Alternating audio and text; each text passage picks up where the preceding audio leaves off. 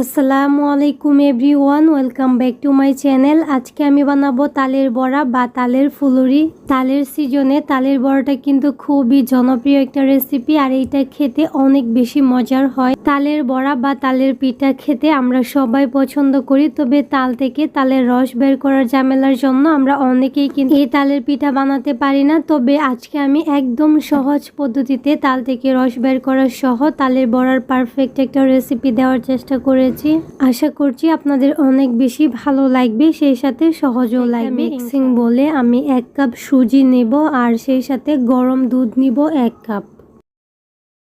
সুজির মধ্যে গরম দুধটা নিয়ে খুব ভালোভাবে মিশিয়ে নিব একটা স্প্যাচুলার দিয়ে। 1 কাপ সুজির জন্য আমি 1 কাপ দুধ নিয়েছি, আর দুধটাকে আগে থেকেই গরম করে নিয়েছিলাম। মিশানো হয়ে গেলে একটা ঢাকনা দিয়ে ঢেকে এই সুজিটাকে রেস্টে রেখে দিব কিছুক্ষণের জন্য। আর এইদিকে আমি তাল থেকে রসটা বের করে নেব। আমি একটা পাকা তাল নিয়েছি, মোটামুটি বড় সাইজের একটা তাল নিয়েছি। যদি তালটা পাকা থাকে তাহলে খুব সুন্দরভাবে কিন্তু আপনারা এই যে মুখটা উঠিয়ে নিতে পারবেন। তারপর কুসাটা এভাবে ছাড়িয়ে নেবেন। এভাবে ছাড়ালে বেশি সহজ। অনেকে আছে আটিগুলো বের করে তারপর ছাড়িয়ে নেয়। আমি তালের কুসাটাকে ছাড়িয়ে নিয়েছি, এখন আটিগুলোকে আলাদা করে নিব। আমি 3টা আটি প্রথমে আলাদা করে নিয়েছি, আর ঠিক মাঝখানে একটা শক্ত অংশ থাকে, ওইটা ফেলে দিতে হবে। শক্ত অংশটাকে ফেলে দিয়েছি। এখন এই যে আটিগুলোর মধ্যে থেকে 2টা আটি আমি একটা সাইডে সরিয়ে রাখবো। তার আগে সবগুলো আটির উপরে আমি অল্প একটু পানি দিয়ে দিব। এত বেশি পানি দেওয়া যাবে না, যাতে তালের রসটা একটু নরম হয়ে থাকে। তো এখন 2টা আটি আমি একটা মিক্সিং বোলের মধ্যে রেখে দিচ্ছি, আর একটা আটি থেকে প্রথমে আমি রস বের করে নিব।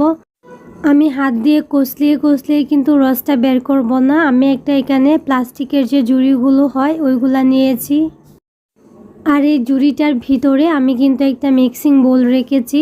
উপর থেকে তালের আটিটা নিয়ে এভাবে আমি ঘষতে থাকবো, আর রসটা কিন্তু নিচে পড়ে যাবে। এভাবে যদি রসটা বের করেন আপনার কষ্ট কম হবে, সেই সাথে এত কিছু মাখাবে না। তো আমি একটু দেখিয়ে দিচ্ছি। একটা সাইডে প্রথমে আটিটাকে ঘষতে থাকবো, তারপর দেখবেন আটির একদম রসটা বের হয়ে সাদা সাদা হয়ে গেছে। তো দেখেন, এই যে দেখেন এখান থেকে রসটা কিন্তু পুরোপুরি বের হয়ে গেছে। এখন অন্য সাইড দিয়ে ঘষবো। এভাবে পুরো আটিটা এভাবে ঘষবেন, আর মাঝে মধ্যে অল্প একটু করে পানি অ্যাড করবেন। তো দেখেন পিউরিটা কিন্তু আমি বের করে নিয়েছি, আর মাশাআল্লাহ একটা তাল দিয়ে অনেকটা পিউরি হয়েছে, কারণ এই তালটা মোটামুটি অনেকটাই বড় ছিল। এখন এই পিউরিটাকে কিন্তু চেকে নিতে হবে। যদি এটার মধ্যে কোনো রকম আঁশ থাকে তাহলে কিন্তু পেটে সমস্যা হবে। এখন আমি এই পিউরিটাকে ছেঁকে নিব। তার জন্য আমি একটা নেট নিয়েছি, জালি যেটাকে বলে। আপনারা চাইলে যে কোনো স্ট্রেনার দিয়েও ছেঁকে নিতে পারেন, চাইলে কিন্তু কাপড় দিয়েও, শুকনো সুতি কাপড় দিয়েও কিন্তু এটা ছেঁকে নিতে পারেন। এখন আমি সবটা পিউরি দিয়ে আমি এটাকে ছেঁকে নিব। আর আপনারা দেখে নিশ্চয়ই বুঝতে পারছেন কত সহজে পিউরিটা বের করা যায় তাল থেকে। অনেকে তো এটা অনেক বেশি ঝামেলা মনে করেন, তবে আজকে আমি যে পদ্ধতিটাতে তালের পিউরিটা বের করেছি ঠিক এভাবে আপনারা বের করে দেখবেন, অনেক বেশি সহজ হয়। পিউরিটাকে ছেঁকে নিয়েছি, আর দেখেন অনেক বেশি ঘন একটা পিউরি বের হয়েছে। এটা একটা সাইডে রেখে দিচ্ছি। এখন আগে থেকে যে সুজিটাকে আমি ভিজিয়ে রেখেছিলাম, সুজিটা নিয়ে নিচ্ছি। সুজিটা কিন্তু অনেকটাই ফুলে গেছে, আর দুধটাকে টেনে নিয়েছে। আমি কিন্তু কাঁচা সুজিটা অ্যাড করেছি, আপনারা চাইলে সুজিটা একটু ভেজে নিতে পারেন। এখন একটা স্ট্রেনার নিয়েছি, আমি শুকনো কিছু উপকরণ অ্যাড করছি, যেমন 1 কাপ আটা, সেই সাথে 2 টেবিল চামচ গুঁড়া দুধ, বেকিং পাউডার নিয়েছি 1/4 টিস্পুন, সেই সাথে স্বাদ মতো লবণ। এখন সবগুলো উপকরণ খুব ভালোভাবে চেলে নিয়েছি। চেলে নেওয়া হয়ে গেলে অবশিষ্ট যে অংশগুলো থাকে ওগুলা ফেলে দিব। স্বাদ মতো চিনি দিয়েছি, আমি এখানে 1/2 কাপ চিনি দিয়েছি। আমি প্রথমে 1/2 কাপ দিয়েছি, পরে কিন্তু আরেকটু দিব। মিষ্টিটা অবশ্যই নিজেদের পছন্দ মতো দিয়ে দিবেন, যে যতটুকু মিষ্টি খেতে পছন্দ করেন। এখন এখানে দিয়ে দিব তালের পিউরি। আমি এখানে 1 কাপ দিয়েছি, মোট আমি 1.5 কাপ তালের পিউরি দিয়েছি। প্রথমে 1 কাপ দিয়ে খুব ভালোভাবে মেখে নিয়েছি, পরে মনে হলো আর একটু দেওয়ার দরকার, তার জন্য আমি দিয়েছি। যে যতটুকু খেতে পছন্দ করেন ততটুকুই দিয়ে দিবেন। এই ব্যাটারটাকে কিন্তু অনেকটা সময় ধরে খুব ভালোভাবে হাত দিয়ে এভাবে ফেটিয়ে নিতে হবে। আপনারা একটু দেখেন আমি কিভাবে ফেটিয়ে নিয়েছি, অনেকটা সময় ধরে এভাবে ফেটিয়ে নিয়েছি। ব্যাটারের কনসিস্টেন্সিটা দেখে আপনারা বুঝতে পারছেন কীরকম হবে। আর এইভাবে আমি বানিয়ে নেব। ঠিক এইভাবে বানালে অনেক বেশি ইজি হয়। এখন হচ্ছে চুলায় একটা প্যান বসিয়ে তার মধ্যে পর্যাপ্ত তেল গরম করে নিয়েছি। একটু বেশি করে তেল গরম করতে হবে আর চুলা আঁচটাকে মিডিয়াম টু লোতে রাখতে হবে। তো তেলটা গরম হওয়ার পর আমি কিন্তু একে একে সবগুলা বড়া দিয়ে দিচ্ছি। কয়েকটা ভেজে নিতে হবে আর এগুলা কিন্তু একটু ফাঁকা ফাঁকা করে দিতে হবে, কারণ এগুলা ফুলে অনেক বড় হয়ে যায়।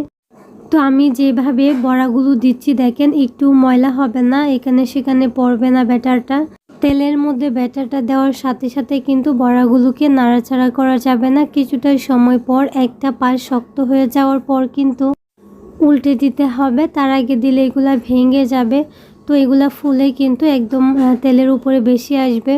আমার আজকের এই তালের বড়াগুলো অনেক বেশি ফুলকু, নরম, তুলতুলে, সফট হয়েছে। আপনারা দেখে নিশ্চয়ই বুঝতে পারছেন। তালের এই বড়াগুলোকে কিন্তু একটু সময় নিয়ে উল্টে পাল্টে ভেজে নিতে হবে। যদি চুলার আঁচটাকে বাড়িয়ে এই বড়াগুলো ভেজে নেন তাহলে দ্রুত বড়ার মধ্যে কালার চলে আসবে। ঠিক এই বড়াগুলো ফুলকু হবে না, সেই সাথে ভিতরটাও কাঁচা থাকবে। আমি কিন্তু একটু সময় নিয়ে খুব ভালোভাবে এই বড়াগুলোকে ভেজে নিয়েছি। উপরটা একটু ক্রিস্পি টাইপের হয়েছে আর ভিতরটা একদম সফট, নরম, তুলতুলে হয়েছে। তো বড়াগুলো কিন্তু হয়ে গেছে। এর থেকে বেশি কালার আনবো না, এগুলা ঠান্ডা হতে হতে আর একটু কালার চলে আসবে। আর এগুলোকে তেল জড়িয়ে উঠিয়ে নিচ্ছি। সেই সাথে আপনাদেরকে একটা রিকোয়েস্ট করছি, যারা আমার চ্যানেলে আজকে নতুন আছেন, যদি আমার রেসিপিগুলো আপনাদের কাছে একটু ভালো লেগে থাকে তাহলে প্লিজ চ্যানেলটাকে সাবস্ক্রাইব করে পাশে থাকা বেল আইকনটা অন করে দিবেন। আর হ্যাঁ, যারা অলরেডি এই কাজটা করেছেন তাদেরকে অসংখ্য ধন্যবাদ। আর সেমভাবে বাকি বড়াগুলো ভেজে নিয়েছি। অবশ্যই বড়াগুলো তেলের মধ্যে দেওয়ার সময় চুলার আঁচটাকে লো করে দিবেন। আর বড়াগুলো যখন তেল থেকে উঠিয়ে নেবেন তখন চুলার আঁচটাকে হাই করে দিবেন, এতে করে বড়ার মধ্যে যে এক্সট্রা তেলটা থাকে ওইটা থাকবে না। তো সেমভাবে এগুলোও আমি তেল জড়িয়ে উঠিয়ে নিয়েছি। আর বড়াগুলো দেখেন মাশাআল্লাহ, আমি একটু আপনাদেরকে ভেঙে দেখিয়ে দিব, অনেক বেশি সফট, নরম, তুলতুলে হয়েছে। আমি এখানে 1.5 কাপ তালের পিউরি দিয়েছি, 1 কাপ সুজি, 1 কাপ ময়দা, সেই সাথে গুঁড়া দুধ আর চিনি দিয়েছি। আর এতে করে এই বড়াগুলো এত বেশি ফ্লেভারফুল হয়েছে মাশাআল্লাহ। তালের ঘ্রাণে একদম মোমো করছিল। আর দেখেন কতটা সফট হয়েছে। এই বড়াগুলো কিন্তু সংরক্ষণ করেও খাওয়া যায়। তালের সিজনে একদম সহজ, জনপ্রিয়, বলতে পারেন ট্র্যাডিশনাল একটা রেসিপি। একদম সহজে তালের থেকে পিউরি বের করা সহ ডিটেলসে শেয়ার করার চেষ্টা করেছি। আশা করছি আপনাদের খুবই ভালো লেগেছে, সেই সাথে সহজও লেগেছে। তাহলে আজকের রেসিপি এই পর্যন্তই। সবাই ভালো